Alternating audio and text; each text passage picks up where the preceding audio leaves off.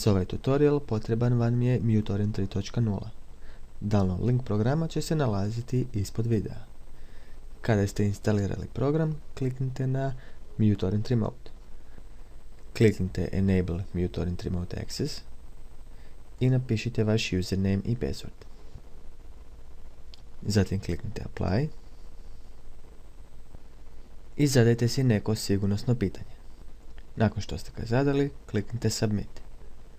Zatim idite na stranicu web.mutetorrent.com. Upišite vaš username i password i kliknite Login.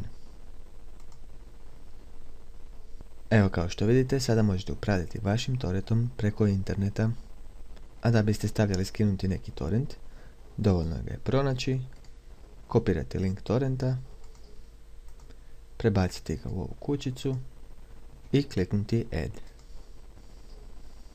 Evo, kao što vidite, torrent se počeo skidati. Da provjerimo još na našem torrentu. Evo.